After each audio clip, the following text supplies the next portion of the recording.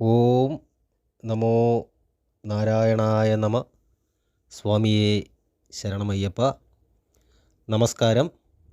എല്ലാ പ്രിയപ്പെട്ട പ്രേക്ഷകർക്കും തൃപ്പാദമഠം യൂട്യൂബ് ചാനലിൻ്റെ പുതിയൊരു വീഡിയോയിലേക്ക് ഹാർദവമായ സ്വാഗതം.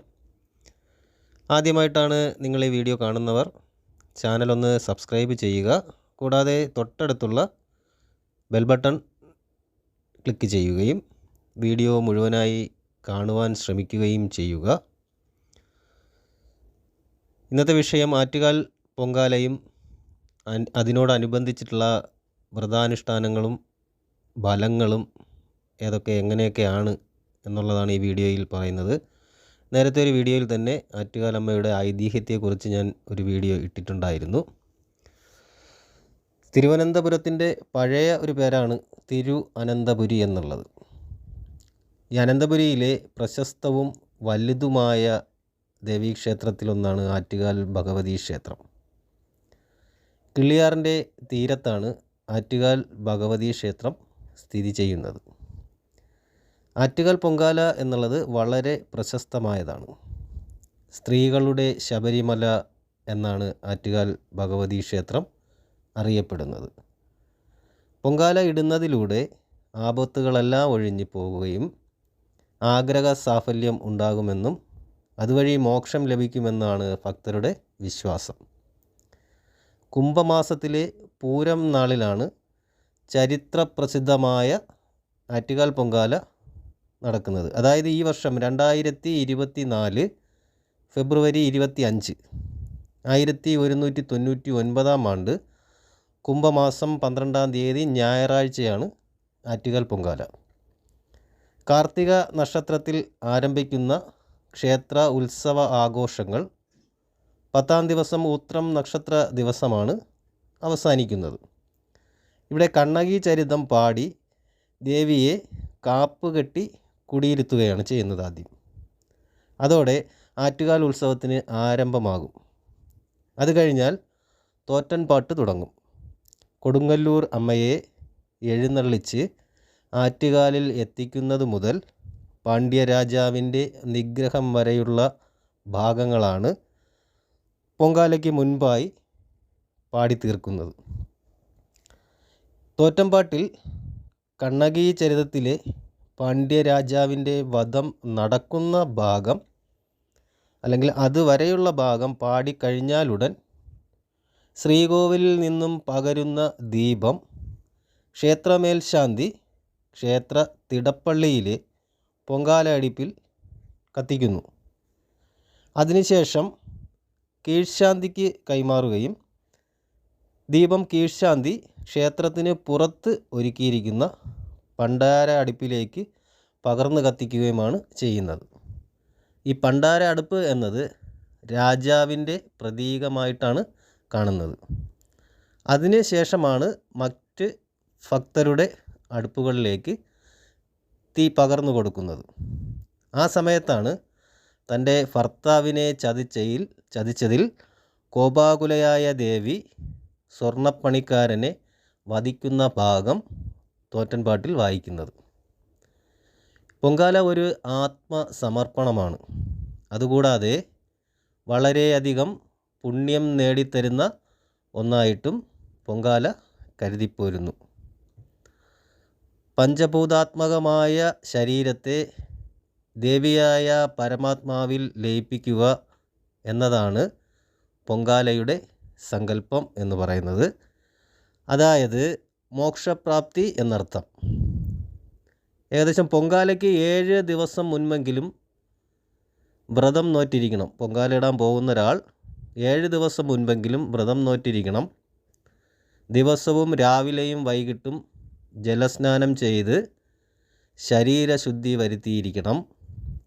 മത്സ്യം, മാംസാഹാരങ്ങൾ, മുട്ട തുടങ്ങിയവ വർജിച്ച് ഒരു തികഞ്ഞ സസ്യാഹാരം മാത്രം കഴിക്കുകയും മനഃശുദ്ധിയോടും ശരീരശുദ്ധിയോടും കൂടിയാവണം വ്രതം അനുഷ്ഠിക്കുവാൻ പാടുള്ളതും. അതുകൂടാതെ പൊങ്കാലയുടെ തലേ ദിവസം ഒരിക്കൽ മാത്രമേ ആഹാരം കഴിക്കാവൂ. ഈ ഒരിക്കൽ എന്നുള്ളത് ഒരു നേരം മാത്രം അരി ആഹാരം, മറ്റു നേരങ്ങളിൽ അരി അല്ലാതെയുള്ള ആഹാരം എന്നുള്ളതല്ല. ആ ദിവസം ഒരു പ്രാവശ്യം മാത്രമേ ആഹാരം പാടുള്ളൂ എന്നുള്ളതാണ് ശരിയായിട്ടുള്ള രീതി. പൊങ്കാലയ്ക്ക് മുൻപ് കഴിവതും ക്ഷേത്രദർശനം നടത്തുക. അതിന് കാരണം ഭക്തനായ ഞാൻ അല്ലെങ്കിൽ താൻ പൊങ്കാലയിടുവാൻ വേണ്ടി ദേവിയോട് അനുവാദം ചോദിക്കുന്നതായിട്ടാണ് ഇങ്ങനെ ചെയ്യുന്നത്. പൊങ്കാല അടുപ്പിന് സമീപത്തായി ഗണപതിയെ വയ്ക്കുക. ഒരു തുമ്പലയിൽ അവിൽ, മലർ, വെറ്റില, അടയ്ക്ക, പഴം, ശർക്കര, നാളികേരം, പുഷ്പം, ചന്ദനത്തിരി, നിറനാഴി, ജലം നിറച്ച കിണ്ടി, നിലവിളക്ക് എന്നിവയാണ് ഒരുക്കി വയ്ക്കേണ്ടത്. ആ സമയത്ത് ഗണപതി ഭഗവാനെ പ്രാർത്ഥിക്കുന്നത് വളരെ ഉത്തമമായിരിക്കും. ഗണപതി ഗായത്രി എന്ന് പറയുന്നത് ഓം തത്പുരുഷായ വിദ്മഹേ വക്രതുണ്ടായ ധീമഹി തന്നോ ദന്തി പ്രചോദയാത്. മറ്റൊരു ഗായത്രി കൂടെ ഉണ്ട്. ഓം ഏകദന്തായ വിദ്മഹേ വക്രതുണ്ടായ ധീമഹി തന്നോ ദന്തി പ്രചോദയ. ഇത് രണ്ടും ഗണപതി ഭഗവാന്റെ ഗായത്രികളാണ്. കൂടാതെ ഏകദന്തം മഹാകായം സപ്തകാഞ്ചന സന്നിഭം ലംബോദരം വിശാലാക്ഷം വന്ദേകഗണനായകം ശുക്ലാം ഭരതരം ദേവം ശശിവർണം ചതുർഭുജം പ്രസന്നവദനം ധ്യായേ സർവവിഘ്നോപശാന്തേ. ഇങ്ങനെയുള്ള രണ്ട് കാര്യങ്ങളും കൂടെ അതിൽ ഉൾപ്പെടുത്തുക.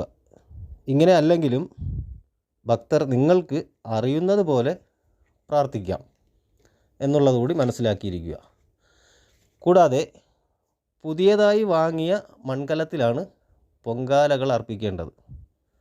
അതായത് പ്രപഞ്ചത്തിൻ്റെ പ്രതീകമായ മൺകലം ശരീരമായി സങ്കല്പിക്കുന്നു. ആ ശരീരത്തിലേക്ക് മനസ്സാകുന്ന അരിയിട്ട് തിളപ്പിക്കുന്നു. അങ്ങനെ തിളയ്ക്കുമ്പോൾ അഹംബോധം നശിക്കുന്നു എന്നാണ് കണക്കാക്കുന്നത്. അതിൽ ശർക്കരയാകുന്ന പരമാനന്ദത്തിൽ ചേർന്ന് സാക്ഷാത്കാരത്തിൻ്റെ പായസമായി മാറുന്നു എന്നതാണ് മനസ്സിലാക്കേണ്ടത്. നേരത്തെ പറഞ്ഞതുപോലെ തലേ ദിവസം ഒരിക്കലാണ്. പൊങ്കാല ദിവസം പൊങ്കാല അടുപ്പിൽ തീ കത്തിച്ചതിന് ശേഷം മാത്രമേ ജലപാനം പാടുള്ളൂ എന്നുമുണ്ട്. നിവേദ്യം, അതായത് പൊങ്കാല തയ്യാറാക്കിയതിന് ശേഷം മാത്രമേ ആഹാരം കഴിക്കുവാൻ പാടുള്ളൂ. ഈ പൊങ്കാലയിൽ സാധാരണയായി ശർക്കര ചേർത്തിട്ടുള്ള പായസം, വെള്ളച്ചോറ് എന്നിവയുണ്ടാവും. കൂടാതെ തെരളി, അത് മറ്റൊരു പേരിൽ കുമ്പിളപ്പം എന്നറിയപ്പെടും, മണ്ടപ്പുട്ട് മുതലായവ ആണ് ഒരുക്കുന്നത്. ഇതെല്ലാം കഴിഞ്ഞ് ക്ഷേത്രത്തിൽ നിന്നും നിയോഗിച്ചിട്ടുള്ള പൂജാരികൾ തീർത്ഥം തളിക്കുന്നതോടെ പൊങ്കാല സമാപിക്കുന്നു. ഈ വർഷം പൊങ്കാലയിടുവാൻ ആറ്റുകാലിലേക്ക് പോകുന്ന എല്ലാ ഭക്തർക്കും ആറ്റുകാൽ ദേവി ഐശ്വര്യം ചൊരിയട്ടെ. വ്രതശുദ്ധിയോടെ മനസ്സിൽ നിന്നും ആറ്റുകാലമ്മയ്ക്ക് പൊങ്കാല സമർപ്പിക്കുക. ഈ വീഡിയോ ഉപയോഗപ്രദമാണെന്ന് തോന്നുന്നു എങ്കിൽ മറ്റുള്ളവർക്ക് കൂടി ഷെയർ ചെയ്ത് കൊടുക്കുക. വീഡിയോ ലൈക്ക് ചെയ്യുക. എല്ലാ നല്ലവരായ പ്രേക്ഷകർക്കും ജഗദീശ്വരൻ നല്ലത് മാത്രം വരുത്തട്ടെ എന്ന് പ്രാർത്ഥിക്കുന്നു. ശുഭദിനം നേരുന്നു. നന്ദി, നമസ്കാരം.